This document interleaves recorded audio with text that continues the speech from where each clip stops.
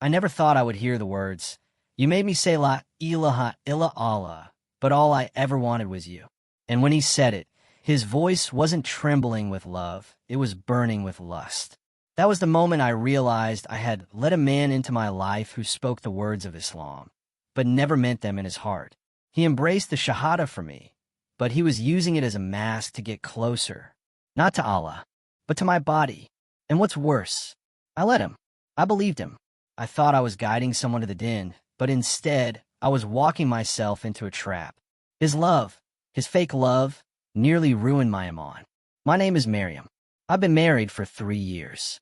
And every day of those 3 years felt like I was dying slowly on the inside. I was the girl who wore her hijab proudly, who taught little girls how to recite Quran, who made due for a pious husband since the age of 16. And then one day, I thought my due had been answered. His name was Daniel. He wasn't Muslim, but he was gentle, respectful, and curious.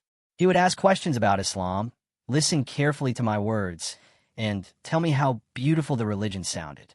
We first met during university project. I tried to keep it professional, but slowly, feelings started to grow. At first, I pushed him away. I told myself, he's not Muslim. It's haram. But my heart kept whispering, maybe he'll accept Islam. Maybe Allah sent him so I could guide him.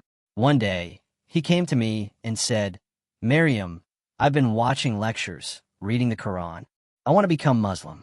I was overjoyed. I cried sujud that night, thanking Allah. I thought I had just witnessed a miracle. He took Shahada at the masjid in front of the Imam. He said the words loud and proud. Ashhadu an la ilāha illa Allah, wa ashhadu anna Muhammadan Rasul Allah. Everyone hugged him. The sisters cried. I was shaking. A few months later, he proposed.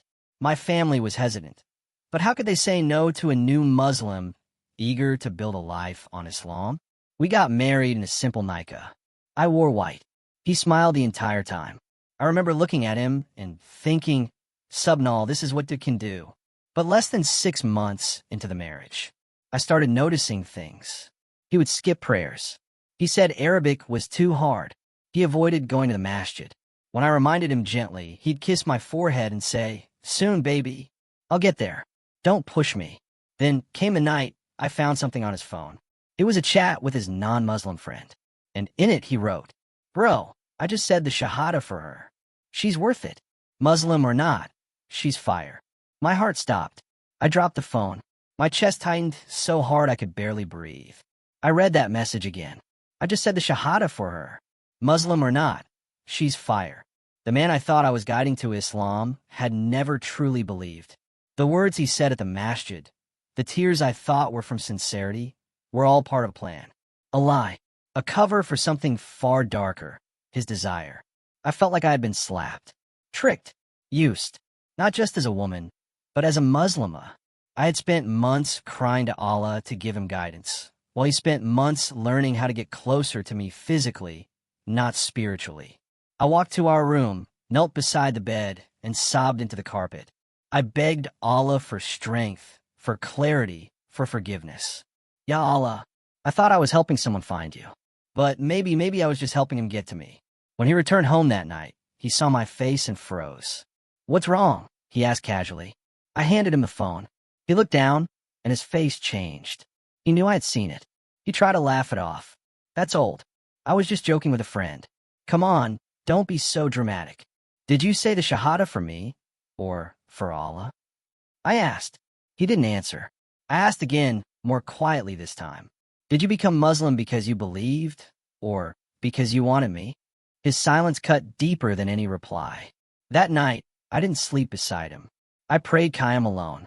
My tears fell faster than the sujud could catch them. I felt lost, torn between love and faith, between what I hoped for and what was real. Over the next few weeks, he changed. He became colder, moodier. He no longer pretended to be religious. He started mocking small things. "Why do you always say Inshallah? Just say yes or no." When I'd remind him of prayer, he'd roll his eyes. "I work all day. Allah knows my heart." Once, he even said, I gave up a lot to marry you. This whole religion thing wasn't easy. I thought you'd appreciate it more." That broke me, because Islam was never mine to give. It was his to seek. But now he was blaming the religion for everything. I tried to talk to my parents. They told me to be patient. He's still new to Islam, they said. Maybe he just needs time. Keep advising him with love. So I stayed. I tried. I held on. I fasted Mondays and Thursdays, praying Allah would open his heart. But only got worse. One afternoon, I came home early from work. I wasn't prepared for what I saw. He was on the couch, FaceTiming a woman, smiling, flirting. He didn't even notice I had entered, until I said his name. He turned, his eyes widened, and without hesitation, he ended the call. But it was too late. I had seen everything. He stood up quickly, his face red, his voice full of fake calm. Miriam, it's not what you think. But it was exactly what I thought. The screen was still glowing. Her name still on it. Her image still burned in my memory. I stared at him, speechless. My mouth was open, but no words came out. My knees felt weak. I reached for the armrest to hold myself up. Who was she? I finally managed to say. He sighed, annoyed. Just a friend. You're overreacting. It was innocent. Innocent. My voice cracked. You were laughing with her. Talking to her the way you used to talk to me. How many more friends do you have, Daniel? He turned away, like I was the one causing drama. This is exactly why I didn't want to show you my phone. You're always looking for problems. No apology. No shame. Just deflection and blame. That night, I locked myself in the bathroom and cried until I was sick. I looked in a mirror and didn't recognize myself. This wasn't who I was before him. I used to smile. I used to be strong in my den. But now, my prayers felt heavy, my soul felt dirty, and my heart felt crushed under the weight of deception. He came to the door and knocked once. Just once. Are you done crying? He asked coldly. I said nothing. The next day, I packed a small bag and went to my parents' house. But before I could even explain, my father's face hardened. You left your husband again? Baba, he's not who he thought. He's been speaking to other women. He barely prays. He lied about his intention for Islam. I feel like I'm living with a stranger. My father shook his head. You're too emotional. Marriage requires patience. If you keep running, where you end up? Back in our house forever. My mother stayed silent. She looked sad, but not surprised. I knew what they were thinking. You chose him. You pushed for this. Now you live with the result. I stayed in my old room for a few nights. During those nights, I cried to Allah like I never had before. I asked him to purify my heart, to restore my Īmān, to protect me from a love that was destroying my soul. But then, one night as I scrolled through my messages, I saw something that made my blood run cold. A sister from my university, one I hadn't spoken to in years, sent me a screenshot. Daniel had been messaging her, too. And not just her. He was targeting other Muslim women, pretending to be new to Islam, asking them to help him grow in din, flirting with them while calling them sisters. He had built a pattern, a sick, manipulative game. And I was his first victim. I collapsed on my prayer mat. I whispered through tears, Ya Allah, how did I fall into this? How did I let love blind me from your light? The next day, I made my decision. I was going back to confront him. And this time, I wasn't going to cry. I stood at the door of our apartment with trembling hands and a heart full of du'a. I had prayed istikhara the night before, begging Allah for clarity, strength, and the courage to choose what pleases him, even if it broke me. When he opened the door, he looked surprised, then smug. That same calm arrogance I had once mistaken for confidence. You came back, he said. I knew you would. I walked past him without a word and sat in the living room, placing my phone on the table between us. I know about the other girls, I said. You're not a new Muslim seeking din. You're a predator using Islam to get close to Muslim women. I've seen the messages, Daniel. You've been doing this for years. His face didn't even change. He chuckled. So what? Are you going to expose me now? You think anyone's going to believe you over me? You're just emotional, angry. You don't want a man, you want a monk. I stood up. No, Daniel. I want a man who fears Allah. Not someone who says La ilāha illā with his tongue, but worships his desires with his heart. He narrowed his eyes. Don't play the saint. You stayed. You liked the attention. You let me in. That hurt more than I expected. Because in some ways, he was right. I had ignored red flags. I let my feelings cloud my judgment. I wanted so badly to be the one who changed him that I forgot I couldn't guide anyone.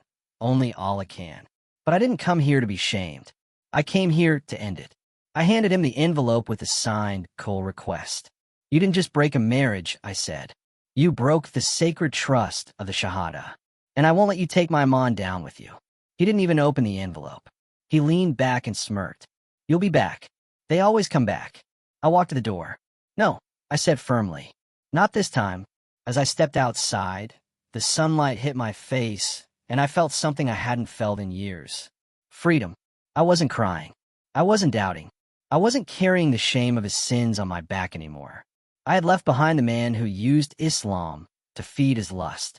But more importantly, I had returned to the one whose love is pure, whose mercy is endless, and whose door is always open, no matter how far I've fallen. Today, I'm rebuilding my life. My Īmān still wobbles sometimes. There are days I feel broken, unworthy, even foolish. But every time I raise my hands and and whisper, Ya Allah, don't let my heart go astray after you've guided it, I feel him drawing me back. To my sisters reading this, if someone says La ilāha illā to earn your love, test their heart. Watch their actions. See if they run toward Allah when you're not looking. Because real Islam is not whispered in your ear when no one is watching.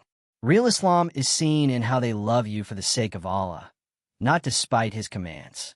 He said the Shahada for love, but he almost made me lose my own love for Allah. Alhamdulillah, I'm reclaiming it now, and I will never let it go again.